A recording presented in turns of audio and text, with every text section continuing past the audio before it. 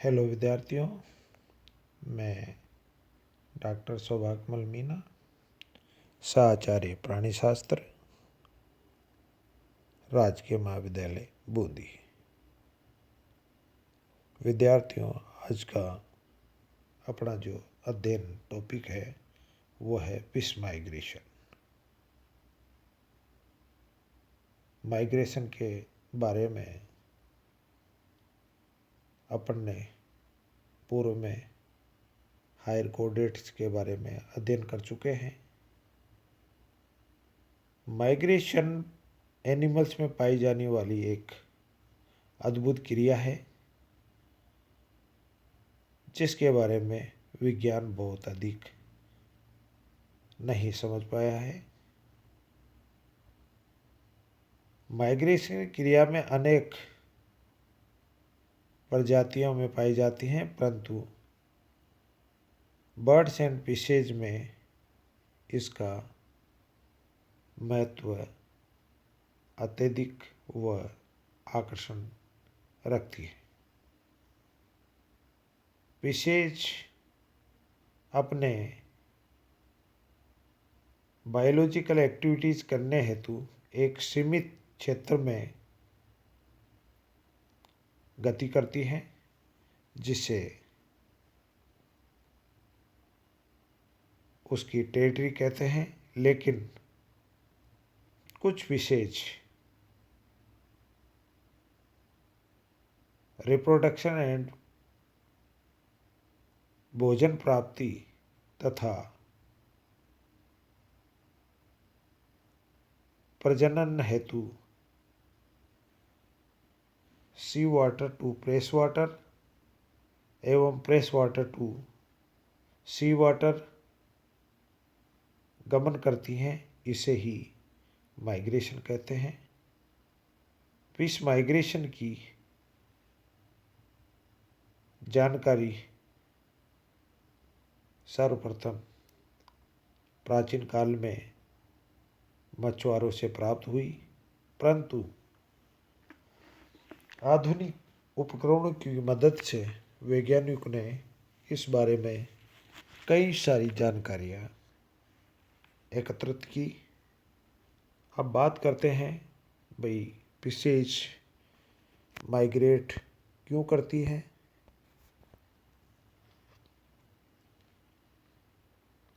हिप्स ने 1931 में fish migration को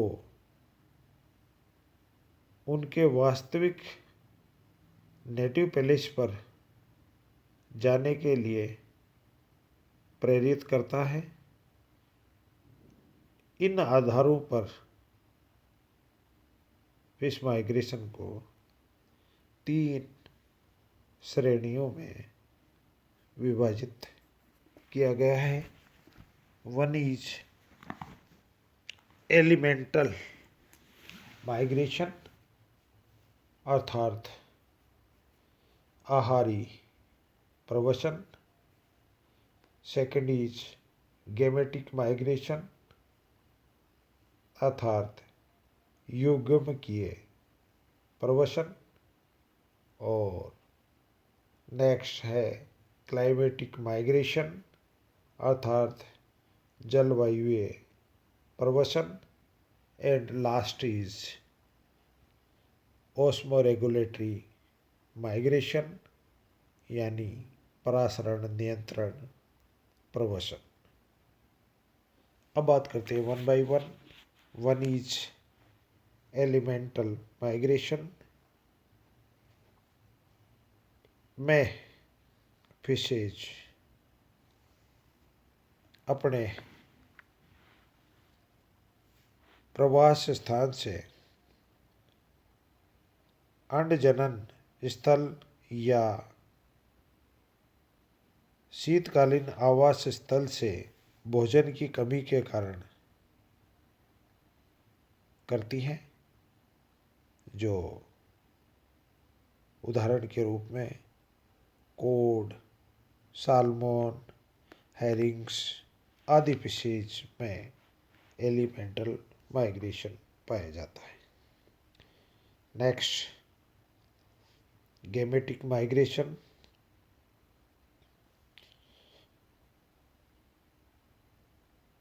गेमेटिक माइग्रेशन फिशेज में अपने अंडों व लार्वों के डेवलपमेंट को सुनिश्चित करने हेतु माइग्रेट करती हैं, जैसे एंगुला, हिल्सा की कई प्रजातियां तथा ओंकोरिंकस आदि गेमेटिक माइग्रेशन करती है। क्लाइमेटिक माइग्रेशन, ये माइग्रेशन शीतकाल में कठिन पर्यावरणीय स्थिति से बचने के लिए किया जाता है, जैसे स्ट्रिजियोन, अटलांटिक साल्मन आदि में क्लाइमेटिक माइग्रेशन पाया जाता है। अब बात करते हैं माइग्रेशन एक प्रकार की जो मेयर्स के अनुसार 1963 में एक व्याख्यान की, जिसके अनुसार ओस्मो रेगुलेटरी माइग्रेशन कभी कभार अचानक हुए क्लाइमेटिक चेंजेज के कारण होता है। नदी द्वारा अचानक आया अत्यधिक स्वच्छ जल मछलियों के ओस्मो रेगुलेशन में मुश्किल उत्पन्न करता है तथा ये अत्यधिक संख्या में इन क्षेत्रों से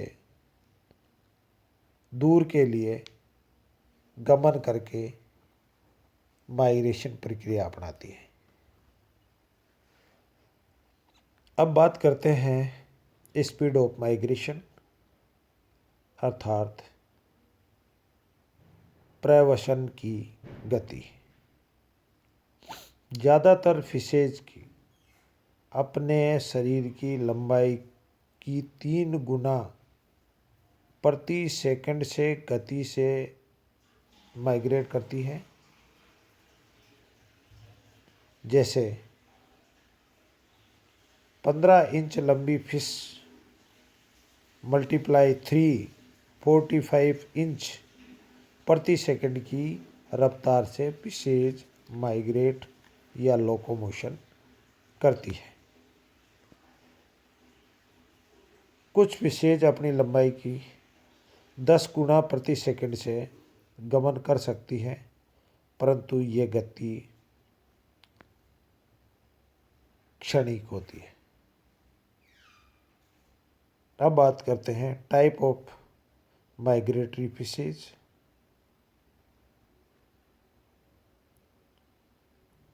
मेयर ने फिश माइग्रेशन को 3 श्रेणियों में डिवाइड किया।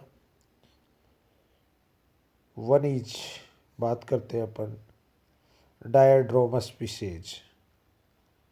ये मछलियाँ वास्तविक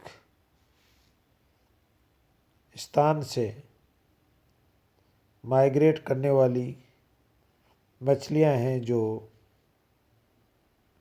सी वाटर से फ्रेश वाटर के मध्य माइग्रेट करती हैं। इनको तीन प्रकार से विभाजित कर सकते हैं।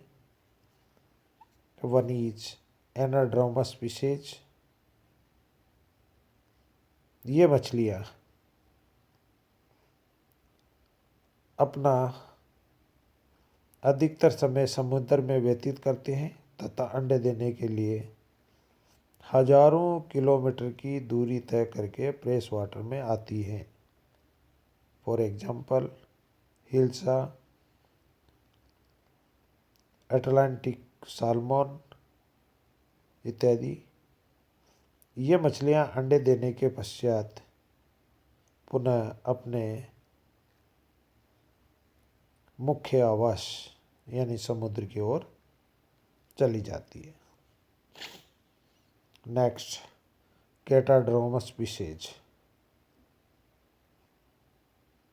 कैटाड्रोमस स्पीशीज अपना अधिकतर समय नदियों में, फ्रेश वाटर में जीवन व्यतीत करती हैं तथा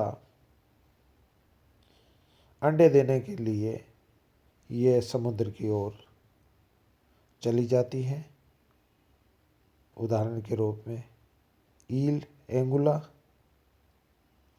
एंगुला अंडे देने के लिए हजारों किलोमीटर दूरी तय करके समुद्र में आती हैं तथा अंडे देने के पश्चात लार्वा वापस तैरते हुए स्वच्छ जल में माइग्रेट कर जाते हैं। नेक्स्ट है एम्फीड्रोमस स्पीशीज। एम्फीड्रोमस स्पीशीज का जो माइग्रेशन है वो समुद्री जल से फ्रेश वाटर तथा फ्रेश वाटर से वापस समुद्री जल में माइग्रेट करती रहती हैं। ये माइग्रेशन अंडे देने के लिए नहीं होता, जैसे कि गोबीज। अब बात करते हैं पोटेड्रोमस स्पीशीज अर्थात स्वच्छ जलगामी मछलियाँ। पोटेड्रोमस स्पीशीज फ्रेश वाटर में रहती है तथा अंडे देने हेतु फ्रेश वाटर में ही लंबी दूरी तय करती हैं। For example common carps and trouts. अब बात करते हैं ओशियनोड्रोमस अर्थात समुद्रगामी स्पीशीज।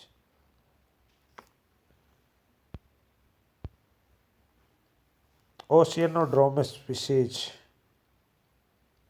समुद्री जल में रहती हैं। समुद्री जल में ही अंडे देने के लिए लंबी दूरी करके वापिस अपने मूल स्थान पर लौट आती हैं। फॉर एग्जाम्पल मैक्रेल्स, टुनाज इत्यादि। कुछ सी वाटर फिशेज वर्टिकल माइग्रेशन कर समुद्र की गहराई में चली जाती है तथा वापस ऊपर आ जाती हैं। अब बात करते हैं फैक्टर दैट इन्फ्लुएंस माइग्रेशन अर्थात वह कारक जो माइग्रेशन को प्रभावित करते हैं। फिश माइग्रेशन में बायोलॉजिकल, फिजिकल एवं केमिकल फैक्टर प्रभावित कर सकते हैं। फिजिकल फैक्टर की बात करते हैं जिसमें जल की डेप्थ, जल का प्रेशर, टेम्परेचर, लाइट इंटेंसिटी तथा समुद्री धाराएं आदि कुछ मुख्य फिजिकल फैक्टर हैं जो माइग्रेशन को प्रभावित करते हैं। अब बात करते हैं केमिकल फैक्टर की। Salt concentration, concentration of hydrogen ion, concentration of organic material तथा डिजोल्व ऑक्सीजन कुछ प्रमुख केमिकल फैक्टर हैं जो फिश माइग्रेशन को प्रत्यक्ष या अप्रत्यक्ष रूप से प्रभावित करते हैं। नेक्स्ट है बायोलॉजिकल फैक्टर। फिश माइग्रेशन के लिए कई बायोलॉजिकल फैक्टर उत्तरदायी हैं जिसमें sexual maturity, biological clocks, endocrine systems, predators, competition तथा भोजन की कमी इत्यादि biological factor direct fish migration को प्रभावित करते हैं। अब बात करते हैं एडवांटेजेस ऑफ माइग्रेशन अर्थात माइग्रेशन के लाभ। वैज्ञानिक निकोल सी ने 1963 में फिश माइग्रेशन की एक ही जाति के जीवों द्वारा ओवर क्राउडिंग से बचने के लिए अनुकूल है। स्पॉनिंग स्थल पर इतना भोजन तथा स्थान नहीं होता कि डेवलप्ड, इनमेच्योर तथा मैच्योर की अत्यधिक संख्या वहाँ रह सके। अतः अंडजनन स्थल, नर्सिंग स्थल एवं भोजन स्थल अलग अलग जगह पर होने से जीवों को लाभ होता है। अतः अंडजनन स्थल प्राय ऐसी जगह में होते हैं जहाँ पर पर्यावरण का कारक भोजन स्थल की अपेक्षा अधिक फेवरेबल होते हैं तथा अंडों व लार्वाओं में सर्वाइवल या उत्तरजीविता अपेक्षाकृत अच्छी होती है। Thank you.